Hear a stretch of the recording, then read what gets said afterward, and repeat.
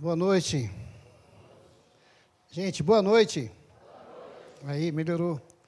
Cansados, desanimados, com calor, que vocês estão assim, mais motivados para bendizer e adorar o nome do Senhor. Quero pensar sobre um profeta do Antigo Testamento, hoje aqui, e pensar no que ele fez. E aí a gente vai pensar na vida de um homem que todo mundo já ouviu falar. Desde criança, na escola bíblica, na classinha, a gente escuta falar. E chamava Jonas de teimoso. Já ouviu falar? Jonas teimoso? Jonas o teimoso. Missionário Jonas o teimoso. Mas aí eu queria que você pensasse hoje que Jonas não era tão teimoso. E Jonas era mais idólatra do que teimoso. Jonas tinha ídolos no coração. E aí que você pudesse sair daqui pensando, nunca vi dizer que Jonas tinha ídolos no coração. E eu vou te mostrar os ídolos que Jonas tinha no coração. Ele não só teimou com Deus, não só tentou desobedecer ou desobedeceu, como ele tinha também ídolos dentro do seu próprio coração. Eu espero que nós saímos daqui sem esses ídolos. Deixemos todos eles no altar de Deus e saímos daqui para pregar o Evangelho. Estou lá no Hospital São Paulo e alguns outros hospitais, com os irmãos daqui também, graças a Deus. Há 35 anos estamos na Unifesp, Hospital São Paulo e tantos outros hospitais. Hoje nós atendemos 11 hospitais, então, para você ter uma ideia, preciso de você. Deus precisa de você no seu trabalho. Nós cantamos aqui que as bênçãos de Deus são inumeráveis, que o amor de Deus é inumerável, que a misericórdia de Deus é grande, é infinita, a bondade de Deus é maravilhosa e tem nos alcançado. E se você tem convicção e cantou o que nós cantamos aqui, pelo menos eu fui cantando e olhando as letras das músicas, nós somos braços de Deus, pés de Deus, mãos de Deus, olhos de Deus aqui nessa terra, para compartilhar com as pessoas que a bondade de Deus é grande, que as misericórdias dele são maravilhosas, que são infindáveis, nós cantamos aqui, e Deus tem te abençoado tanto.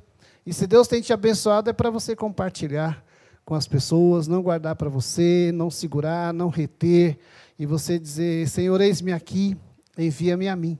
Não como Moisés disse, eis-me aqui, envia Arão, eu não.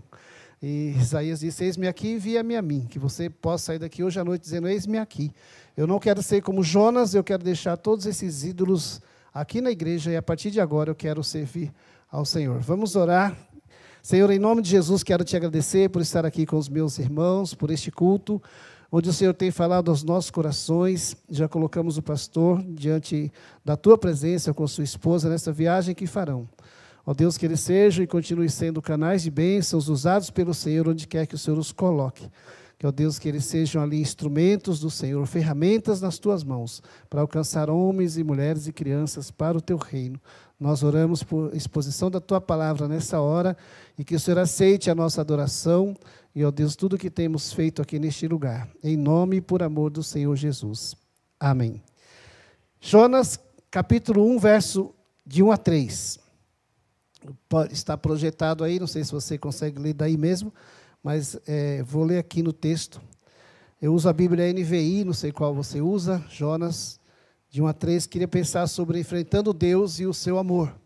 Jonas enfrentou Deus e Jonas enfrentou o amor de Deus. Deus queria mostrar amor a uma nação e Jonas não queria. Deus enviou Jonas para mostrar a uma nação o seu amor, a sua misericórdia, que nós cantamos aqui, a graça que nós cantamos aqui, e Jonas não queria fazer isso. E eu vou dizer para você por que ele não queria, tá bom? A palavra do Senhor veio a Jonas, filho de Amitai, com esta ordem: vá depressa à grande cidade de Nínive e pregue contra ela, porque a sua maldade subiu até a minha presença. Mas Jonas fugiu da presença do Senhor, dirigindo-se para Tarsis. Desceu à cidade de Jope, onde encontrou um navio que se destinava àquele porto. Depois de pagar a passagem, embarcou para Tarsis para fugir do Senhor. Assim como Jonas, eu e você temos os nossos deuses em nossos corações, temos aquilo que nós nos apegamos, e a gente vai estudar o texto, você vai ver que nós vivemos muito, e muita teologia de hoje, da doutrina da igreja, muitas igrejas estão anunciando um evangelho que não é bíblico, e nós estamos correndo em busca do sucesso. E as pessoas têm feito com que eu e você estejamos dizendo que Deus nos colocou por cabeça e não por cauda. Nós temos direito à felicidade. É um evangelho totalmente antibíblico, é uma mensagem totalmente sem fundamento bíblico. E a gente tem corrido atrás de sucesso. O importante, a gente tem visto por aí fora, são os nossos dons, nossos talentos, nosso ministério. Eu tenho ministério, você tem ministério, nós temos chamado, nós temos vocação, e Deus nos deu um ministério específico. Então, bastante cuidado, porque isso pode ser um Deus no seu coração, pode ser um ídolo no seu coração. Seu ministério pode ser um Deus para você. Tem gente que se agarra tanto ao ministério, ao seu chamado, aquilo que pensa que Deus lhe deu, que não faz mais nada a não ser viver em função do seu ministério. E aí não prega nem o evangelho, não vive o evangelho, não compartilha o evangelho, não ajuda ninguém, porque o importante é o seu ministério. E aí pode ser que isso seja um ídolo para você. Muito cuidado, que pode ser que seja um Deus no seu coração. Jonas tinha isso no seu coração. Eu vou te mostrar na Bíblia o que Jonas pensava acerca dessa situação, do que ele tinha em relação ao seu ministério e ao seu chamado. Deus o chama, Deus o vocaciona, Deus envia Jonas, e ele diz assim, não, não vou, eu vou para outro lugar, só me enviou para Nínive, mas eu quero ir para Tarsis, porque eu não tenho ministério com os ninivitas, não tenho ministério com o hospital, não tenho ministério com o pessoal de rua, não tenho ministério com as famílias, meu ministério é tão somente o meu ministério, e eu não vou compartilhar o meu ministério com ninguém, porque as pessoas não são dignas do meu ministério. Isso é um Deus. No seu coração também pode acontecer isso. Nossa doutrina e liturgia podem ser também um Deus falso. Nós nos apegamos tanto à nossa doutrina, tanto à nossa liturgia, que a gente pode pensar que isso é um Deus para nós. E é um ídolo para nós. E a gente não abre mão da doutrina, da liturgia, da nossa teologia, do nosso ensino, da nossa Bíblia. Não estou dizendo para você fazer isso, mas, ao mesmo tempo, isso pode ser um ídolo no seu coração. E você fica tão acirrado a isso que você não compartilha o evangelho com as pessoas, entendendo que as pessoas são pecadoras e elas não são dignas de tão grande salvação. E elas não são dignas de ouvir uma mensagem tão santa, uma mensagem tão especial. E aí você se fecha no seu mundo e vive no seu mundo e não abre o coração, não abre os olhos nem os braços para ajudar e para abençoar as pessoas. Tudo que nós cantamos aqui, eu pensei que tivesse combinado comigo, mas eu não passei o esboço da mensagem para ninguém, então foi Deus que fez um encaixe aí no que a gente vai estar falando. Outra coisa, a moralidade exacerbada pode ser um Deus falso. Nós pensamos que andamos certo, andamos na linha, estamos certinhos, não fazemos nada que desagrada a Deus, somos moralmente corretos, e aí isso pode ser para você a tua espiritualidade, e pode ser para você no teu coração um Deus. E aí ele pode ser que seja um Deus falso. Nós tentamos controlar Deus, a gente diz assim, é assim que Deus gosta. Eu ajo como Deus aprova. E aí você pensa, esse é o meu Deus. Eu ando como Ele gosta, e moralmente eu ando correto. Ó, amado Deus, entronizado nas alturas, eu estou na tua presença. E a gente pensa que Deus é um ser totalmente moralmente correto, distante de qualquer pessoa, e a autorrealização pessoal. Eu no lugar de Deus. Eu faço o que Deus se agrada que eu faça. Tudo isso que eu estou falando pode fazer da exatidão doutrinária, do sucesso ministerial ou da retidão moral o nosso Deus. E isso resulta num conflito interno. E aí você pode tomar bastante cuidado com esse tipo de coisa. Jonas foi exatamente o que eu estou te mostrando. Muitas vezes, na nossa exatidão doutrinária, do nosso sucesso ministerial, nós mostramos às pessoas a arrogância, justiça própria e opressão daqueles cuja visão é diferente da nossa. Isso pode ser um Deus falso. Nós não nos relacionamos com quem pensa diferente. Nós não nos aproximamos de quem não tem o nosso Deus. Nós mantemos distância daqueles que não andam como a gente e não estão na nossa denominação. E nós não nos aproximamos deles para nada, a não ser para ameaçá-los com uma mensagem ameaçadora. Jonas fez exatamente isso. E eu queria que você pensasse, Senhor, será que eu tenho deuses no meu coração? Será que esses que o pastor está dizendo aí ocupam o meu coração de alguma maneira? E sabe o que a gente faz? Pensamos que Deus é nosso e não queremos dividi-lo. A gente pensa que Deus é nosso, é da nossa igreja, da nossa denominação, também sou da denominação batista, e a gente pensa que Ele é nosso. É uma aquisição que nós temos. Nós ganhamos Deus, Ele nos alcançou, e nós temos Deus. E a gente não quer dividir com ninguém. E a gente não quer ir para Santarém, para o Pará, a gente não quer ir para lugar nenhum, não queremos ir para outro país, não queremos ir para os vizinhos, não queremos alcançar os vizinhos, porque nós não dividimos Deus. Ele é nosso. Isso pode ser não o Deus bíblico no teu coração, mas pode ser um Deus falso. E Jonas fez exatamente isso. A história de Jonas, olha que interessante. Deus diz assim, capítulo 1, verso 2. Vai e prega à grande cidade de Nínive. Nínive, irmãos, como vocês já sabem, pela escola bíblica e pelas pregações, era a cidade mais poderosa do mundo. Como se fosse hoje esses países em guerra, aí, um mandando para a guerra, outro continuando a guerra, aquela coisa toda. Mas, naquele tempo, nesse contexto aqui de Jonas, Nínive era a cidade mais poderosa do mundo. E olha o que Deus fala para Jonas. Vai lá e prega a grande cidade de Nínive. Nínive era a sede do Império Assírio, cujas forças armadas ameaçavam destruir Israel. Já ouviram isso, né? Parece jornal nos dias de hoje. Ameaçaram aniquilar Israel. Israel odiava Nínive, porque eles tentavam e ameaçavam destruí-los e aniquilá-los da face da terra. A ideia deles era essa. Israel e Jonas jamais esperavam dizer algo que resultasse na bondade de Deus para eles. A palavra de Israel e a palavra de Jonas, o profeta, para Nínive era assim: Deus vai destruir vocês. Meu Deus, vai aniquilar vocês, vai acabar com vocês. E olha que interessante, Jonas deveria sentir-se alegre por pregar para eles. No capítulo 3, verso 4, mas a Bíblia diz que Jonas não ficou alegre por pregar para eles. E a mensagem de Jonas tinha 7 palavras. Quer ver a mensagem da pregação de Jonas? Ainda 40 dias e Nínive será destruída. Imagina isso, você está na sua casa e alguém passa com megafone nas ruas, no alto-falante, dizendo assim, ainda 40 dias e a sua família será totalmente aniquilada. A mensagem de Jonas tinha 7 palavras. Ainda 40 dias e Nínive será destruída. Era isso que ele dizia. Deus estendia as mãos em misericórdia ao grande inimigo do seu povo.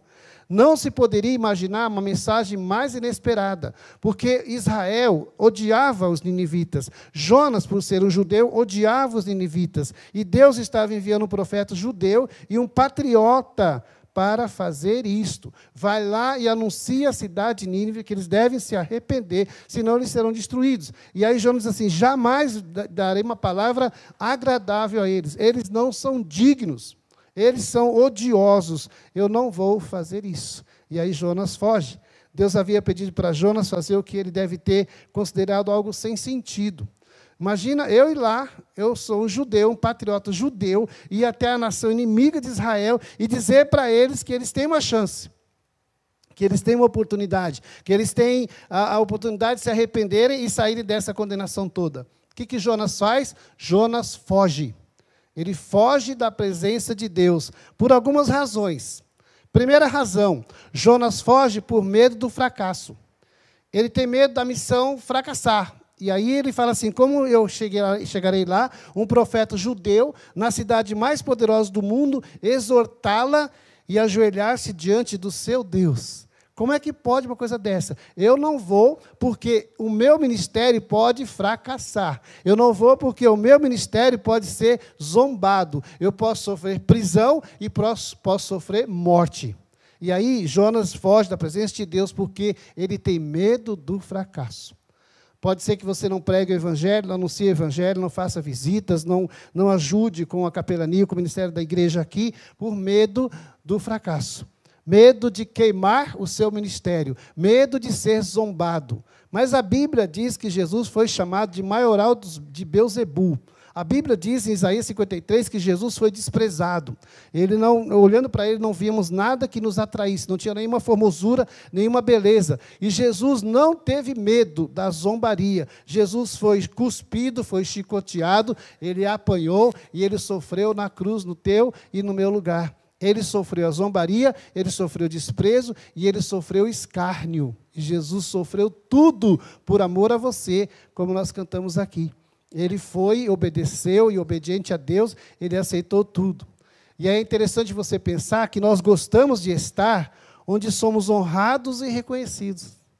Quem não gosta de estar no lugar onde é honrado e onde é reconhecido? Quem não gosta de estar no lugar onde as pessoas olhem para você e falem, esse é o cara. Não o Roberto Carlos, mas esse é o cara. E aí você pensar, eu sou de verdade uma pessoa importante. Me reconheceram. E eu estou aqui no lugar de honra. Jonas teve medo de perder o seu ministério e teve medo de fracassar. Por isso que ele foge da presença de Deus. Um dos medos de Jonas. Eu não sei qual é o seu, por não fazer missões, por não pregar o evangelho, por não alcançar pessoas, por não se movimentar, por não sair da zona de conforto. Não sei se você tem medo de alguma coisa que Deus não possa te ajudar, te consolar e te fortalecer. E se eles se arrependessem? Jonas não queria fazer parte dessa missão. E dá que eu vou aos ninivitas e eles vão se arrepender. Eles não são dignos de ouvir a palavra. Se você olha para a pessoa sem Cristo como um pecador que não é digno de ouvir a palavra, você precisa reaprender sobre a graça de Deus e o Evangelho. E nós cantamos aqui sobre a graça de Deus, e nós sabemos muito sobre a graça de Deus, e nós somos dependentes e carentes da graça de Deus, e Jonas teve medo do fracasso. Segundo ídolo de Jonas, ele tinha um ídolo pessoal, seu ministério pessoal. Mais do que obedecer a Deus, amamos mais a obra do que o Criador. Muitas vezes estamos mais envolvidos com a obra de Deus do que com o Criador. Muitas vezes estamos mais envolvidos com aquilo que o Senhor está fazendo no nosso ministério do que com Ele mesmo. E a gente confunde atividade e ativismo com espiritualidade. E Jonas estava mais envolvido com o seu ministério pessoal, que era um ídolo para ele, do que com o próprio Deus. Precisamos obedecer a Deus acima de todas as coisas. E se Deus chama você, e vocaciona você, e direciona você para algum povo, para alguma nação, para alguma comunidade, obedeça. Outro motivo para Jonas ter fugido da presença de Deus, justiça própria. Sabe o que ele pensava? Sentia-se superior aos ninivitas. Eles eram perversos e pagãos. Eles não mereciam ouvir a mensagem de Jonas. Ele entendia exatamente isso. Eles são um povo cruel, um povo violento, um povo de guerra, estão nos ameaçando, e aí eles não merecem, não são dignos de ouvir a palavra. Eu tive uma experiência dessa com o ministério de uma igreja aqui em São Paulo. Uma vez por ano eu prego na Catedral da Sé, lá na Catedral da Sé, onde vocês sabem onde é. A gente tem um evento lá de captação de órgãos, de recepção de rim, fígado, essas coisas todas, transplante de órgãos, e uma vez por ano eles me chamam para pregar lá. Eu falei, por mês, uma vez por ano. Todo último sábado de setembro. E aí a organização do hospital e da catedral pediu para que eu levasse a música. Além de uma palavra, eu deveria levar a música. E aí, maravilha, graças a Deus, né? Todo aquele evento, aquelas pessoas, todo um encontro interreligioso, e eu estava lá representando o hospital e a capelania. E aí eu convidei um coral de uma igreja aqui em São Paulo, muito grande, muito bonito, muito especial, e o maestro ficou empolgado. E aí quis ir lá, falou, já está fechado, está tudo certo e tal. Na semana do evento, o maestro me ligou e disse assim, nós estamos cancelando o evento. Aí eu falei, por quê? Agora não vai dar tempo de arrumar outra equipe, outra música, não tem mais jeito. Aí ele falou, porque nós recebemos uma ordem da nossa direção de que quem entrar naquela igreja vai ser excluído. E aí cancelaram. E eu tive que me virar os 30, como diria o Faustão, mas não consegui. E aí levaram outro grupo, de outra religião, outra coisa que não tem nada a ver com a gente. E aí, lá na catedral, o cônego da catedral disse assim, pastor, será que nós não somos dignos de ouvir o coral de vocês? Somos tão pecadores que eles não são, a gente não é digno de ouvir o que eles teriam para cantar. Então, eu queria pedir perdão por nossa indignidade. E eu falei, eu quero perdão, peço perdão pela dureza de coração desse grupo que eu chamei. E aí pensa, Jonas pensou exatamente isso, justiça própria. Eles são perversos e são pagãos. Eles não merecem ouvir essa palavra. Jonas não queria ver os ninivitas salvos. Olha que esquisito. Deus fala assim, vai lá e prega a maior nação do mundo. Aí Jonas fala, não, lá não. Olha o que acontece na Bíblia, está escrito aí. Jonas vai às profundezas, e lá ele ora. Lá de dentro do peixe, Jonas orou ao Senhor, ao seu Deus. Eu disse, fui expulso da tua presença. Contudo, olharei de novo para o teu santo templo. Aqueles que acreditam em ídolos inúteis, desprezam a misericórdia. E o Senhor deu ordens ao peixe, e ele vomitou Jonas em terra firme. Jonas sabia de tudo. E ele ainda diz assim: Senhor, eu acredito na tua misericórdia. Eles desprezam a tua misericórdia. Eu sou santo, eu sou justo, eu não sou como eles. Eles desprezam a tua misericórdia, Senhor. Eu estou olhando para o teu santo templo. Eu estou de volta ao teu santo templo. Jonas demonstra aqui arrogância. No capítulo 2, verso 8, ele diz que os ninivitas eram idólatras. Mas ele diz também que fala da misericórdia, que em hebraico é hesed. E Jonas sabia e conhecia a misericórdia de Deus, assim como você conhece e já experimentou da misericórdia de Deus. Por que nós não compartilhamos a misericórdia de Deus? Por que nós não abraçamos as pessoas? Por que nós não vamos em direção às pessoas? Por que a gente não acolhe as pessoas? Olha que interessante, ele abre o coração e diz o que pensa. Eles rejeitam a graça, povo pecador. Eles não merecem ouvir. Olha que impressionante. Se é graça, ninguém é digno dela, porque graça é graça. E Jonas diz no ventre do peixe, capítulo 2, verso 9, a salvação vem do Senhor. Gente, se a salvação vem do Senhor, então vai lá, profeta, e anuncia às pessoas que a salvação vem do Senhor. Jonas tinha medos, e você também tem medos. Jonas tinha ídolos no seu coração, e eu e você também temos. De acordo com o profeta Jonas, aqui com o missionário Jonas, né, o que impediu os ninivitas de receberem a salvação é porque eles tinham ídolos no coração. Esse povo é idólatra, eles não são dignos de ouvir a palavra. Eles têm ídolos dentro do coração deles, e eu não vou lá anunciar a bondade e a misericórdia de Deus, porque o Senhor é um Deus de misericórdia, e a salvação vem do Senhor. Aí eu diria, ora, se Jonas sabia disso, porque ele não vai lá compartilhar. Se ele sabia, como nós cantamos aqui, que a bondade de Deus é maravilhosa, que a misericórdia de Deus é infinita, e que o Senhor nos abençoe e nos ajuda, como a gente cantou aqui várias vezes hoje à noite, por que Jonas não foi lá compartilhar? As pessoas que estão em sua volta não sabem discernir entre a mão direita e a mão esquerda. As pessoas que estão em sua volta, em minha volta, tanto nos hospitais como nas ruas, não sabem quem é Jesus e por que ele veio a este mundo. Eles pensam que Jesus é um personagem da história, da humanidade, qualquer coisa que o valha. E eles pensam que coelho bota ovo. E pensam que Páscoa é chocolate. E eles pensam que Natal é um velhinho de barba branca, vestido de uma roupa cheia de calor, andando pelas ruas em dezembro, com calor de 33 graus. Eles pensam que isso é o Evangelho e que isso é cruz. Jonas tinha ídolos. Vamos ver os ídolos de Jonas. Medo do fracasso pessoal, orgulho da sua religião, moralismo e autossuficiência. Eu não sei se você tem algum desses daqui.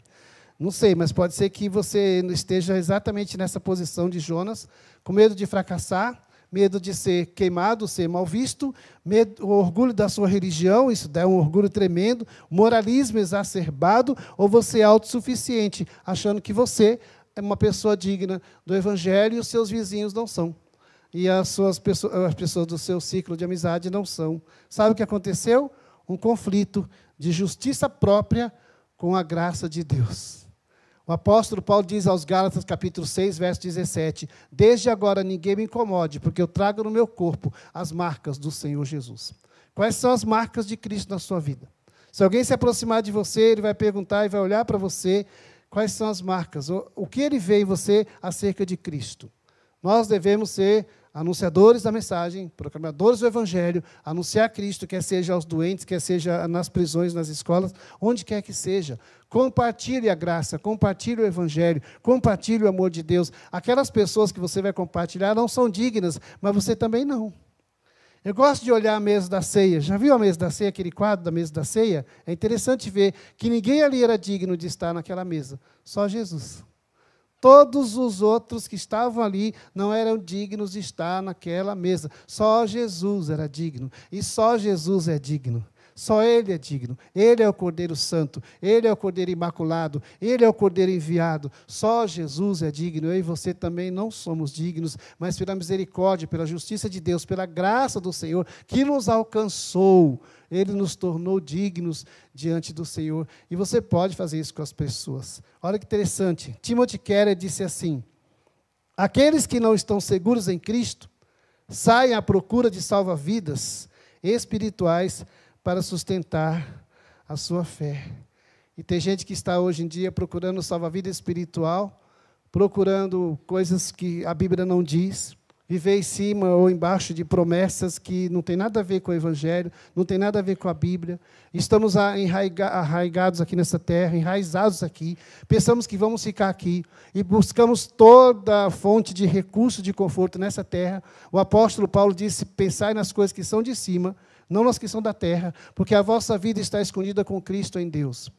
Desarraiga um pouco daqui, deixa as coisas desse mundo aqui, não se apegue tanto às coisas deste mundo e compartilhe o Evangelho. Tem uma frase interessante que uma pessoa disse uma vez em um livro que eu li: nós viemos para este mundo sem nada trazer, partiremos daqui sem nada levar. Mas entre a nossa chegada e a nossa partida, a gente briga pelo que não trouxe e pelo que não vai levar.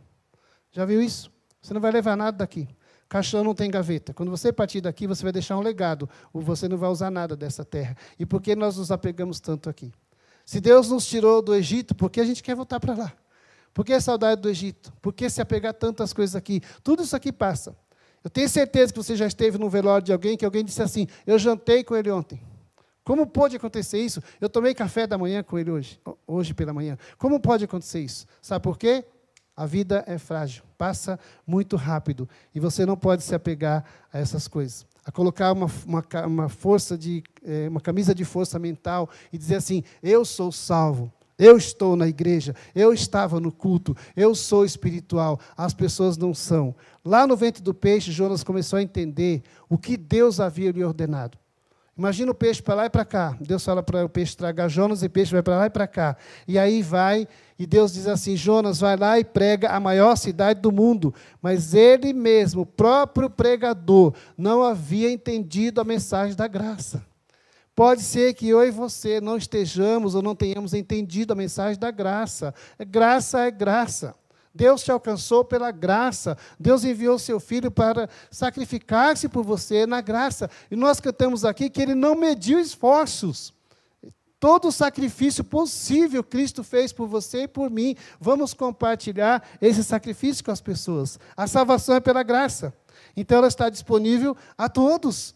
E ela é pela graça. E nós cantamos aqui que Deus vai te abençoar e te proteger. E Deus vai te abençoar e vai te proteger.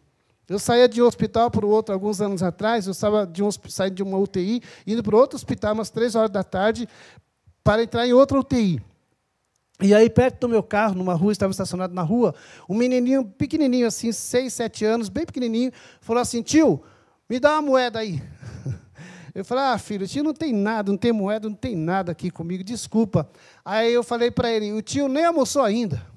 Aí ele abriu a camiseta dele, tudo sujo, encardido, puxou um pacote de bolacha, abriu o pacote, me deu 2 bolachas e falou assim, Tó, tio, perto de mim ninguém passa fome, não. Aí eu fiquei pensando em Elias na caverna. Eu fiquei pensando como Deus sustentou os seus servos no passado, os profetas, e como Deus tem sustentado você e a mim, como Deus tem sustentado a igreja. Vocês acham que o dinheiro que vocês têm, que a igreja tem, que nós temos, é do governo? Não. É do teu trabalho? Não. É porque Deus dá. Ele que manda. Você acha que você tem salário porque você trabalha todo mês? Não, é porque Deus te deu saúde para trabalhar todos os dias do mês e você recebeu seu salário. Nada é nosso, tudo é dele. João Batista diz no Evangelho de João que o homem não pode receber coisa alguma se Deus não lhe der. Deus vai te sustentar, Deus vai proteger você, Deus vai guardar você. Jonas, vai lá e prega a graça, a maior cidade do mundo. Vai lá, Jonas. Mas ele não entendia o que era graça, ele não sabia o que era isso. Eu estava no Congresso de Médicos de Cristo, em Campinas, lá na Faculdade Mackenzie, Unidade Mackenzie, em Campinas, e aí foi quinta, sexta e sábado, eu falei na abertura e no encerramento. Aí, no sábado à noite, encerrou, umas 10 horas da noite, mais ou menos, eu tinha um carro, acho que era uma Zafira preta, e aí acabou aquilo lá, no sábado à noite, eu saí de lá para voltar para a minha casa, que eu moro no interior. Lá no centro de Campinas, eu não sabia sair da cidade, o meu celular estava quase apagando, quase sem bateria, como alguns de nós, muitas vezes. E aí, bem no centro de Campinas, o carro começou a bater, eu falei, o que será isso? Eu subi numa calçada, desci, olhei, pneu furado. Falei, meu Deus do céu, garoando, quase 11 horas da noite, e eu falei, e agora? Eu não sabia onde estava o estepe daquele carro, não sei quem já teve esse carro, eu não sabia onde estava o estepe daquele carro, abri o porta-mala, não tinha nada. Aí eu liguei para minha esposa, o sinalzinho da bateria acabando, ela falou que estava embaixo do carro, que eu tinha que rodar uma manivela e o estepe ia descer. não sei se você já viu isso, primeira vez que eu tinha visto, nunca vi. Aí começou a descer aquela coisa e minha bateria desligou. Eu não sabia sair da cidade. Quase 11 horas da noite, chovendo. Aí eu estou lá tentando tirar o step, veio um rapaz trôpego, totalmente bêbado, caindo. E aí, parça, o que está acontecendo? Eu falei, o pneu furou, mas eu vou trocar, pode deixar, fica tranquilo. Ele falou, não, parça, eu vou trocar esse pneu para você. Aí eu falei, meu Deus, e agora? O cara não consegue nem ficar de pé. Não, parça, deixa que eu troco. Aí foi descendo aquelas coisas lá. Aí ele falou assim, eu tomei 1 litro de uísque ali atrás, vou tomar outro com você, depois que trocar esse pneu. Eu falei, vai ser difícil tomar 1 litro de uísque. Aí foi tirando, mexeu lá, e eu fiquei tentando ajudar. E o homem disse assim, é comigo, eu troco esse pneu. E aí foi trocando o pneu, deitou embaixo do carro, sentando lá com o pneu no colo. Aí veio o outro. Quando chegou o outro, falou, o que está acontecendo? Eu falei, não é nada não, está tudo certo, ele está trocando o pneu, está tudo certo aqui. Aí eu falei, não, eu sou mecânico, eu vou trocar o pneu. Aí eu entrei na briga dos parças. Um parça sentado e o outro parça em pé. Eu falei para o rapaz que estava sentado, falei, por favor, deixa ele trocar. Ele falou que é mecânico. Aí ele saiu, e o cara ficou do meu lado. Aí o outro entrou lá embaixo, trocou, arrumou direitinho, e o cara que chegou primeiro ficou do meu lado, o rapaz lá. Aí eu falei, trocou o pneu, abaixou, tal, guardei as coisas. Aí ele falou, onde você vai? Eu falei, vou para a minha cidade, eu não moro aqui, estou saindo daqui. Aí ele falou, eu te levo. Eu falei, não precisa, eu te levo. Eu falei que eu vou cuidar de você, vou ajudar você, eu te levo. Aí entrou, sentou no banco do passageiro, eu falei, eu não sabia sair da cidade. Vira aqui, vira ali, o step estava murcho. Aí começamos a rodar no centro de Campinas, rodando, ele mandava na rua, entrava, posto fechado, não tinha coisa para encher o pneu. Chegamos num posto, terceiro ou quarto posto, já quase saindo da cidade, posto Ipiranga. Não a propaganda, eles vão pagar depois. Posto Piranga. Aí calibrou um pneu, saiu, ele falou, vou te levar. Pertinho já da Anhanguera, na saída da cidade, ele falou, aqui eu desço. Aí eu falei, não, leva o senhor, né, já que está longe, já me ajudou tanto. Não, eu vou andar mais uns 5 quilômetros, parça. Aí até que esqueceu o uísque, graças a Deus, que tinha me prometido. E aí desceu, foi andando para a casa dele, e eu fui na rodovia pensando, Deus enviou uma pessoa para me ajudar. Naquele estado. Eu nunca vi um servo de Deus bêbado, não deveria ver mesmo, mas assim, aquele homem foi usado, e o que abaixou no carro foi usado para me ajudar. Deus levantará amalequitas para ajudar você, se for necessário, a fazer a obra.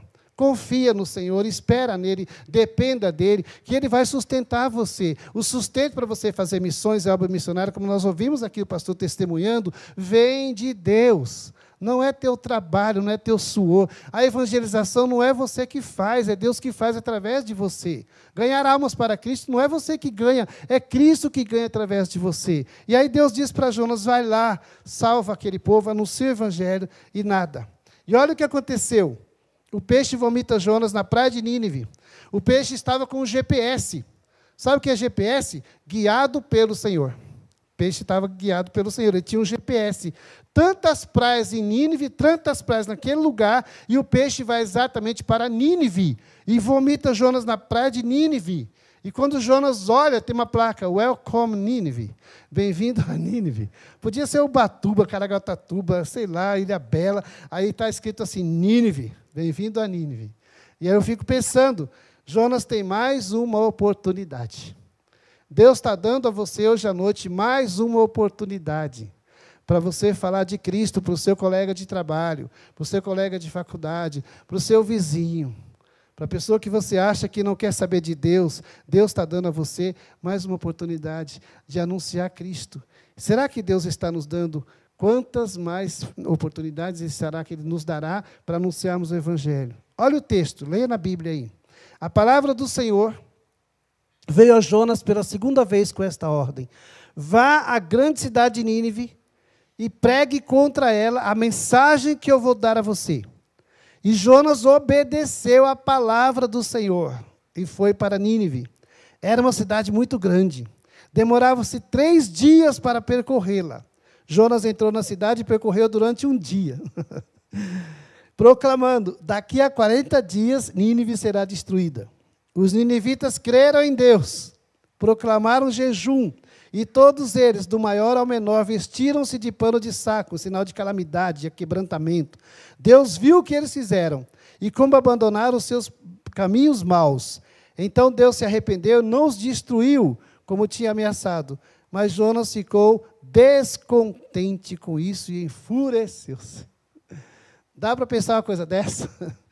O cara vai pregar, o missionário vai anunciar o evangelho, a palavra para uma nação. A nação inteira se arrepende e se converte ao Senhor. Ao invés do missionário sair glorificando a Deus, explodindo de alegria, soltando rojões, ele fica com raiva. Não era para vocês se arrependerem, era para vocês serem destruídos. Eu anunciei a destruição e a destruição não vem. Deus deu a Jonas mais uma oportunidade, dessa vez ele obedece. E agora Jonas vai enfrentar Deus e o seu amor. Deus ama o pecador. Deus ama as pessoas sem Cristo. Deus não tem prazer na morte do ímpio. Deus tem prazer na sua morte. Fique atento. Vai a dica. Deus tem prazer na morte dos seus santos, não tem prazer na morte do ímpio. E agora Jonas vai enfrentar Deus. Qual a surpresa? Olha a surpresa. Teve uma surpresa aqui. Qual foi? O povo se arrependeu. O povo se converte. Olha o que está escrito na Bíblia. Cubram-se de pano de saco, homens e animais, e todos clamem a Deus com todas as suas forças. Deixem os maus caminhos e a violência que há nas suas mãos. O povo abandonou a violência, o povo abandonou as armas. Deus tem prazer em abençoar e salvar. Igreja, pensa nisso. Você foi alcançado um dia porque Deus usou um Jonas, Deus usou um Isaías, Deus usou um André, Deus usou uma pessoa para te anunciar o evangelho. Como é que os seus vizinhos vão chegar à presença de Deus se você não falar? Como é que você vai alcançar pessoas se você não chegar perto delas e não abraçá-las e não ajudá-las e dizer a elas da bondade de Deus? O prazer de Deus não é castigar, não é punir ninguém, não é mandar ninguém para o inferno, como a gente tem mania de mandar as pessoas para o inferno. Deus tem prazer em abençoar, Deus tem prazer em salvar, Deus ama o ser humano, Deus ama a humanidade. Por isso Ele enviou o seu Filho, o único Filho gerado, para alcançar pessoas para o seu louvor e para a sua glória. Sabe como você glorifica a Deus? Não é cantando tão somente, não é estando aqui, não é com a chave do seu apartamento novo, do seu carro novo. Eu e você glorificamos a Deus quando nós levamos homens e mulheres à sua presença. Colossenses 1:27, Cristo em vós, esperança da glória de Deus. Cristo é glorificado na tua vida quando você leva homens e mulheres à presença do Senhor. Capítulo 3, verso 10, poderíamos pensar aqui, vamos escrever o verso 11. E Jonas voltou exultante para a sua terra. Mas não tem verso 11. O pessoal se arrependeu, aí o verso 11, Jonas voltou saltitando de alegria para a sua terra. Mas não tem, para no verso 10, que Jonas ficou com muita raiva. Quando o profeta deveria festejar, ele vai enfrentar Deus. Sabe o que ele fala para Deus? Isso não é justo. O Senhor deve estar brincando comigo. Eu anuncio uma coisa e o Senhor faz outra. Eu digo para o povo que eles serão destruídos e o Senhor tem compaixão deles, misericórdia deles e não os destrói. Deus, isso não é justo. Ele acusa Deus de maldade, de injustiça e ele pede para ser morto ali mesmo. Já viu essa cena? Que texto está escrito tudo na Bíblia aqui, ó, Jonas está tudo aqui. 4 capítulos, você pode ler em casa, antes de dormir, antes de ver os gols do jogo que teve aí para tudo que é lado, você pode ler tudo de novo. E está escrito aqui. Olha o que está escrito no capítulo 4, verso 1. Mas Jonas ficou profundamente descontente com isso e enfureceu-se. Ele orou ao Senhor: Senhor, não foi isso que eu disse quando ainda estava em casa? Foi por isso que eu me apressei em fugir para Tarsis. Eu sabia que Tu és um Deus misericordioso e compassivo. Eu tinha certeza, Senhor. O Senhor é muito paciente, cheio de amor, promete castigar, mas depois não castiga. Agora, tira a minha vida. Eu imploro, porque para mim é melhor morrer do que viver. É melhor morrer, eu prefiro morrer do que ver esse povo salvo. Eu prefiro morrer do que ver esse povo celebrando na Tua presença. Eles não são dignos. Olha o profeta como estava. Ele diz assim: Senhor, o Senhor não foi justo. Por isso que eu fugi da Tua presença, porque eu tinha certeza que o Senhor é um Deus rico em misericórdia, rico em graça, que perdoa pecados, é compassivo, é paciente. Olha a incoerência. Se Jonas sabia tudo isso, por que ele não compartilhou isso? Se eu e você sabemos tudo isso, que Cristo nos salvou, que o sacrifício, Ele não mediu esforço nem sacrifício, como nós cantamos aqui, por que nós não anunciamos às pessoas? Assim de gente pensando em suicídio, assim de gente se suicidando, assim de pessoas em tua volta que não sabem discernir entre a mão direita e a mão esquerda. Muitas pessoas que eu conheço partem na minha frente, muitos morrem sem ouvir de Cristo e sem receber uma oração. muita gente partindo deste mundo, porque nós estamos muito ocupados com os nossos deuses pessoais, com os nossos ídolos e com a nossa espiritualidade. Compartilhe o Evangelho, deixa o resultado com Deus, entrega para Deus, anuncia o Evangelho. A Bíblia diz em Mateus 13 que o semeador saiu a semear. Parte da semente caiu no meio do caminho, os passarinhos comeram. Parte da semente caiu entre os pedregais, ela não teve raiz profunda. Parte da semente caiu entre os espinhos que sufocaram a planta, ela não cresceu. Mas parte da semente do semeador caiu em boa terra, que produziu a 30, 60 e a 100 por um. Mas Jesus não diz que o semeador voltou para ver o resultado. Ele só saiu semeando. Eu e você devemos semear a palavra, semear o amor, semear a bondade, semear a misericórdia. Deixa o resultado para Deus.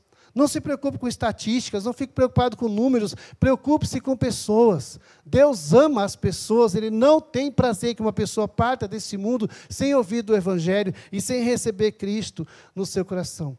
Jonas sabia que Deus é gracioso e compassivo. Aliás, esse foi um dos medos de Jonas, o principal medo de Jonas. E se eu pregar para eles se arrependerem? Sabe qual foi a mensagem dele? Ainda 40 dias e vocês serão destruídos. Lá no ventre do peixe, olha o que Jonas disse, verso 2 que eu já li. Ele orou, Senhor, não foi isso que eu disse quando estava em casa? Por isso que eu me apressei a fugir da tua presença. E aqui, onde estava o problema de Jonas? Qual era o problema do missionário? Eu sabia que não poderia confiar no Senhor. Foi por isso que eu fugi. Jonas queria ver Nínive destruída, mas Deus o decepcionou. Deus falhou com ele. E eu espero que você leia esse texto na sua casa de novo.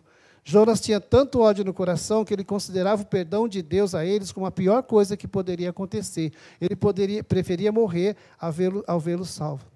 No capítulo 2, que você vai ler em casa, no ventre do peixe, Jonas começa a entender que todo ser humano é indigno da graça e que graça é oferecida a todos.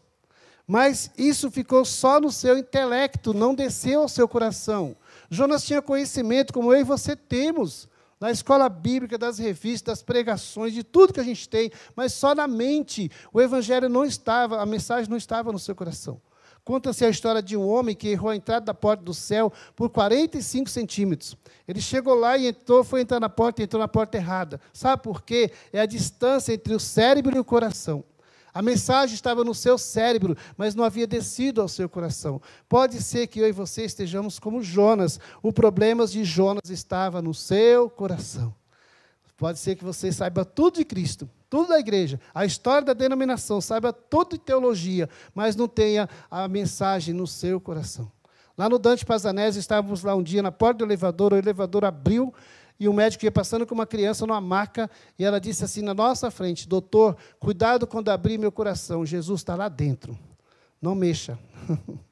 Deixa ele quietinho. As crianças sabem onde está Jesus. E aí o problema dele, do Jonas, estava no seu coração. O coração estava com raiva, rancoroso, não havia perdão. Ele entendia da graça, entendia da misericórdia, entendia da compaixão, mas ele não praticava. Capítulo 2, verso 8. Ele conhecia os atributos divinos. Olha o que ele diz aqui. Aqueles que acreditam em ídolos inúteis abandonam o amor leal de Deus. Amor leal de Deus. Mas eu, com um cântico de gratidão, oferecerei sacrifícios a ti. O que prometi, cumprirei totalmente. A salvação vem do Senhor. Por que carregamos tanto rancor no coração? Por que tanta mágoa? Por que tanto ressentimento? Por que tanta tristeza? A palavra de Deus diz que a alegria do Senhor, a nossa força é. A palavra de Deus diz que o coração alegre, formoseia o rosto. Por que a gente tem tanto ressentimento? Por que a gente tem tanta lembrança ruim? E a gente insiste em permanecer com as lembranças ruins. Jonas condenava o povo. Nós condenamos Jonas, mas fazemos a mesma coisa. Quando você não compartilha o amor de Deus, você está se comportando como um verdadeiro Jonas. E sob estresse, na pressão do dia a dia, que a gente sabe ou revela o que está dentro do nosso coração. O que vai dentro do seu coração? O que você tem transmitido às pessoas? Jonas amava mais a sua pátria do que amava a Deus para obedecê-lo. Ele amava mais o seu povo do que amava a Deus para obedecê-lo. Deus diz para ele anunciar lá a mensagem, ele tem raiva, e quando o povo se arrepende, ele fica com mais raiva ainda. E a questão é, Deus vem e fala com Jonas, é razoável o seu ódio? Por que tanta raiva no coração? capítulo 4, verso 5. Ele prega para eles, sobe numa colina e fica esperando para ver a destruição da cidade. É como se estivesse com o botão detonador na mão, pronto para apertar e para ativar. Ele anuncia o evangelho, sobe numa montanha, numa colina, e fica lá com o detonador na mão. E ele fica esperando a destruição. Ele vai apertar o botão para destruir. Aí Deus brinca com Jonas. Deus tem um senso de humor muito grande. E ele brinca com Jonas. E Jonas diz assim: prefiro morrer do que ver esse povo salvo. Aí o que a Bíblia fala, Deus faz crescer uma planta. Jonas, aguardando a fumaça da destruição, subir de Nínive. Ele fica só olhando. E aí Jonas fica feliz debaixo da sombra da planta que Deus acabara de criar. Deus envia uma lagarta que come a planta.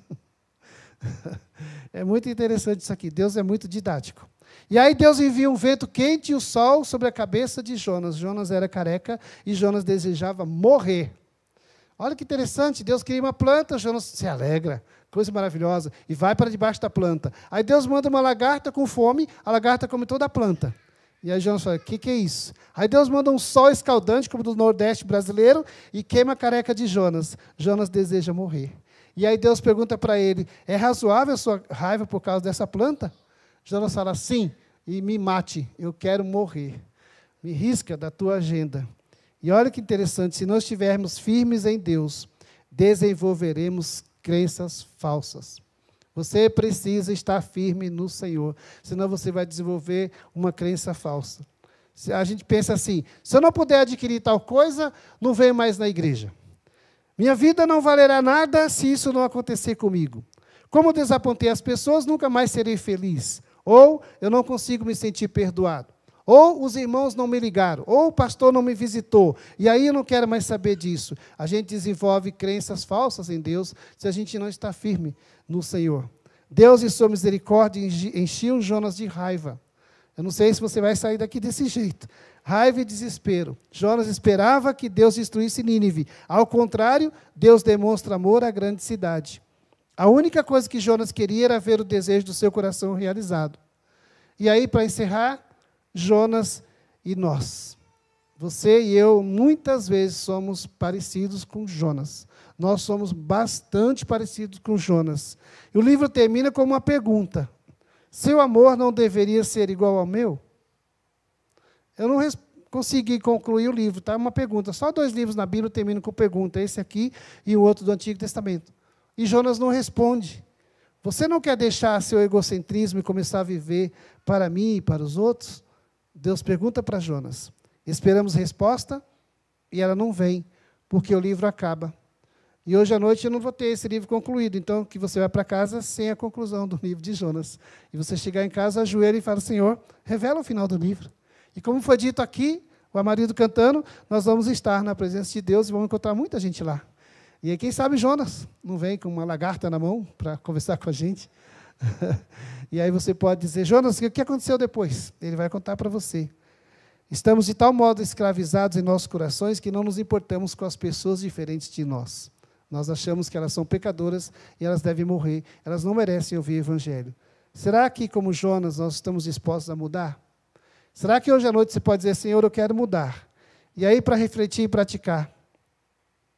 Os 2 dias mais importantes da sua vida são o dia em que você nasceu e o dia que você descobre por que você nasceu. O propósito da sua vida, o propósito da sua existência.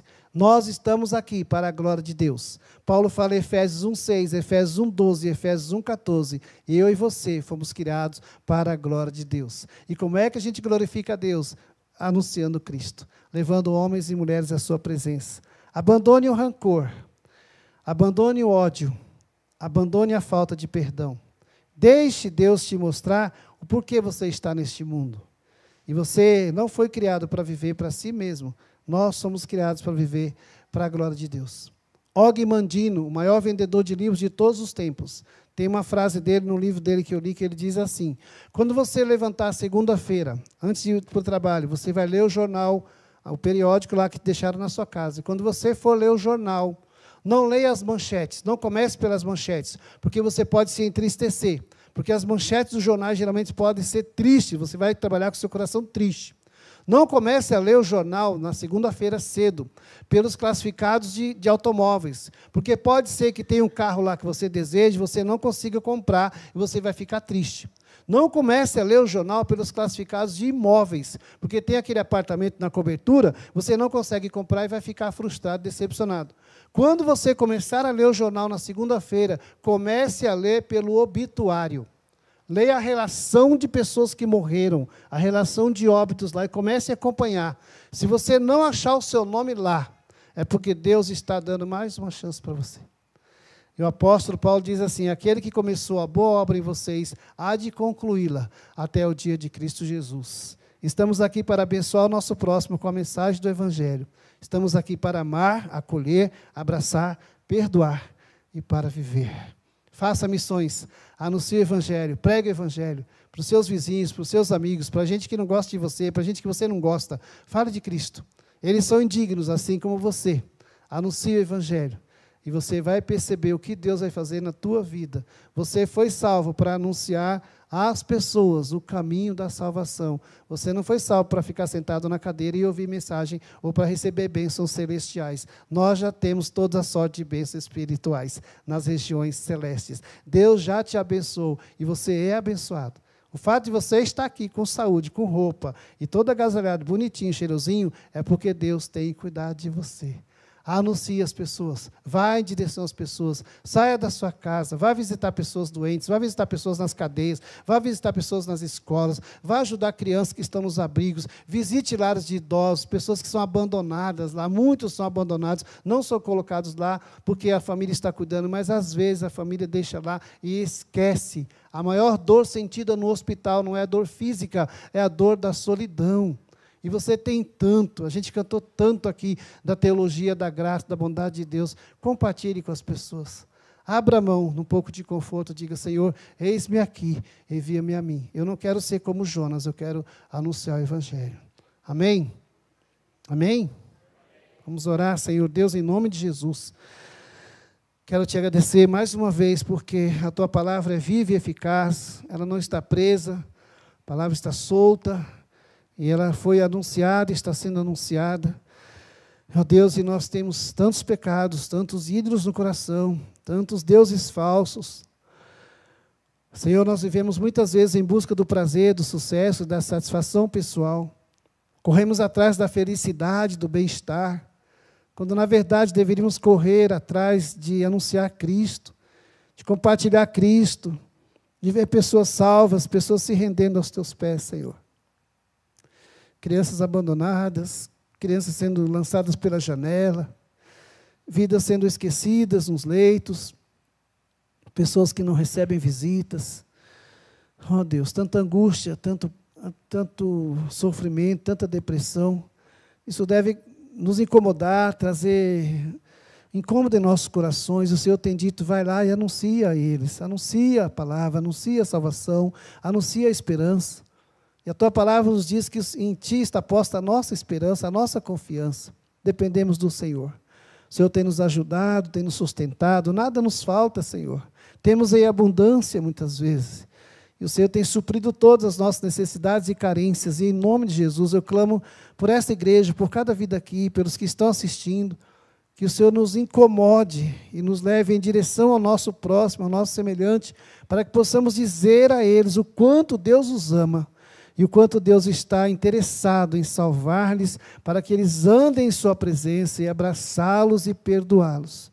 Pai, abençoa a liderança, os pastores dessa igreja, os líderes de ministérios, cada membro aqui, cada família, que seja, ó Deus, envolvida pela pregação do Evangelho, envolvida pela obra missionária, mas, acima de tudo, envolvida pela graça, pela bondade, compaixão e misericórdia do Senhor. É o que nós oramos em nome de Jesus. Amém.